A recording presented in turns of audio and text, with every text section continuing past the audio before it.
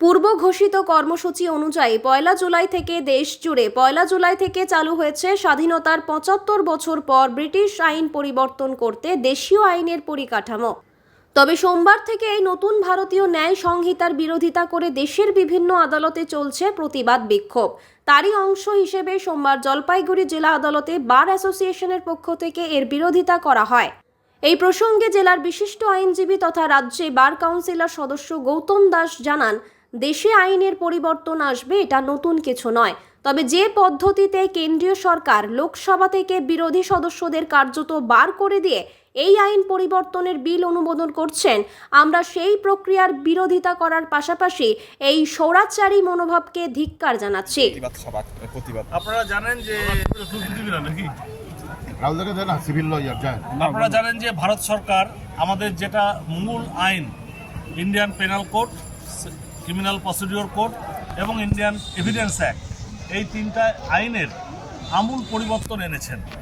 এবার কোনো একটা আইনের যদি আমূল পরিবর্তন আনতে হয়, তার যে পদ্ধতি সারা জীবন ধরে যে ভারতের সংবিধান অনুযায়ী এবং প্রথা অনুযায়ী যেটা মেনে চলা হয়েছে, যে সেটা অন্ততপক্ষে ইনিশিয়েটিভ নিতে হয় অন্তত ৩ বছর আগের থেকে, বিভিন্ন অঞ্চল থেকে তার ডিবেট হয়, বিভিন্ন সংশ্লিষ্ট সংস্থার থেকে তাদের একটা সাজেশন চাওয়া হয়, কিচ্ছু না করে শুধুমাত্র ওখানে পার্লামেন্টে মানুষদেরকে বের করে দিয়ে, পার্লামেন্টের সদস্যদের বের করে দিয়ে তারা ওখানে এই আইনটা পাস করেছে।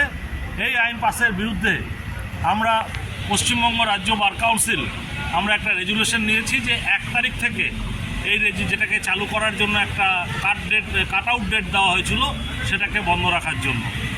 এবং আমরা যে রেজুলেশনটা নিয়েছিলাম, ইতিমধ্যে সেই রেজুলেশন নিয়ে কিছু ৭টা লোক একটা আদালতে মামলাও করেছিল, কিন্তু আমি পরিষ্কার করে বলে দিই, আদালত ওই রেজুলেশনের বিরুদ্ধে কোনো স্থগিতাদেশ দেন নাই এবং সেই রেজুলেশনটা অপারেটিভ এবং সেই রেজুলেশন অনুযায়ী রাজ্য বার কাউন্সিল যেহেতু প্যারেন্ট বডি, পশ্চিমবঙ্গের সমস্ত বার অ্যাসোসিয়েশন এবং আমি এই মুহূর্তে কয়েকটা বার অ্যাসোসিয়েশনের সাথে সকালে কথা বলেছি, তারা বার অ্যাসোসিয়েশনকে বন্ধ রেখে এবং দলমত নির্বিশেষে সবাই আমরা বার অ্যাসোসিয়েশনের পতাকার তলে আমরা এই আন্দোলন করছি। আমরা প্রতিবাদ জানাচ্ছি। সংশোধন আসতেই পারে, কিন্তু সেই সংশোধন প্রসিডিওর অনুযায়ী আনা হোক। ইতিমধ্যে বার কাউন্সিল অফ ইন্ডিয়াও একটা চিঠি দিয়েছে এবং যতদূর জানতে পারলাম আজ থেকে সেটা আর কার্যকরী করতে পারেনি। এই আন্দোলনের ফলে আমরা এই ধরনের স্বৈরাচারী মনোভাবের বিরুদ্ধে রাজ্য বার কাউন্সিলের যে সিদ্ধান্ত, সেটা সারা পশ্চিমবঙ্গ জুড়ে এবং জলপাইগুড়িতে এই মুহূর্তে সেটা সফল হলো। আমরা এই বার্তা দিল্লি পর্যন্ত পৌঁছে দিলাম।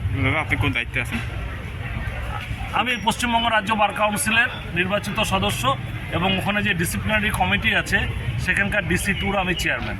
ধন্যবাদ।